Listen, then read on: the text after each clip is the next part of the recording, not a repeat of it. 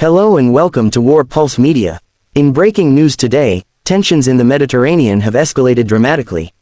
Italy has officially announced the deployment of a warship to protect the Global Samud Flotilla, a humanitarian mission delivering aid to Gaza. This move comes despite strong warnings from Israel, which considers any unauthorized naval movement toward Gaza a direct security threat. The development has triggered an intense diplomatic storm that could reshape relations between Europe and the Middle East. Humanitarian aid to Gaza has always been a deeply sensitive issue. Over the years, several flotilla missions have attempted to deliver medical and food supplies to the besieged region by sea. Israel maintains a strict naval blockade, arguing that it's essential to prevent weapons smuggling to Hamas. However, critics and humanitarian groups argue that this blockade severely limits basic supplies and violates international humanitarian law. Now, Italy, a key member of the European Union and NATO, has stepped in directly, sending a naval escort to protect civilian aid ships.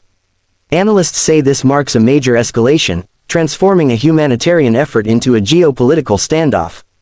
According to the Italian Foreign Ministry, this mission is entirely humanitarian in nature, and the warship is not meant for combat, only to ensure safe passage.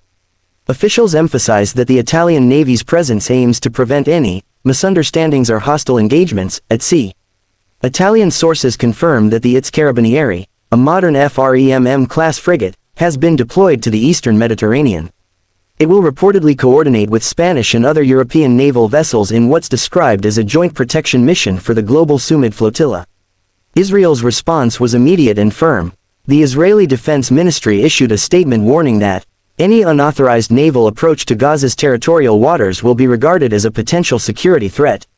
Israeli defense analysts say that even if the Italian mission is peaceful, it could be used by militant groups as cover for smuggling or surveillance operations. Officials in Tel Aviv have privately expressed concern that a European military presence so close to their blockade could undermine Israel's authority and set a dangerous precedent for future missions. In a surprising move, Spain has also joined the mission, sending one of its own naval vessels to accompany the flotilla. The Spanish humanitarian group Global Samud Flotilla, composed of doctors, aid workers, and activists, has been organizing this mission for months.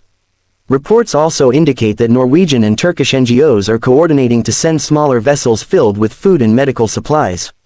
This growing multinational effort is now becoming far more than an aid operation. It's evolving into a symbolic challenge to Israel's blockade policy. In the past week, tensions have intensified. Several unidentified drone incidents were reported near the flotilla's projected route. Footage circulating on social media shows explosions at sea, allegedly close to civilian boats carrying volunteers. Both Italy and Spain have since increased their naval security measures, keeping surveillance drones and radar systems on high alert. Volunteer organizations have voiced growing fear, saying, "We came to deliver aid, but it now feels like we're entering a war zone." This highlights how humanitarian efforts are becoming increasingly militarized and risky in contested waters. Under international maritime law, unarmed humanitarian ships traveling in international waters cannot be legally attacked or obstructed, unless they are proven to carry weapons or military equipment. However, Israel maintains that Gaza's surrounding waters are part of its security zone, and it reserves the right to intercept or inspect any vessel approaching without prior coordination. This creates a sharp legal and moral dilemma between the right to humanitarian aid and the right of a nation to defend itself. That tension lies at the heart of this crisis. The standoff has already drawn reactions from across the Middle East. Turkey, Qatar, and Iran have voiced support for Italy's decision, calling it a courageous stand for humanity. Meanwhile, the United States has taken a cautious approach, urging all sides to avoid escalation while quietly backing Israel's security concerns.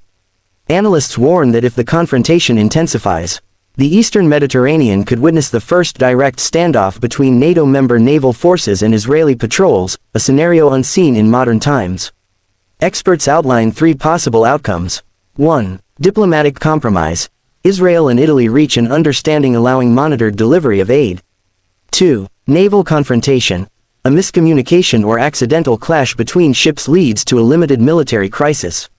3. UN intervention. The United Nations steps in, creating a new resolution for safe humanitarian corridors to Gaza.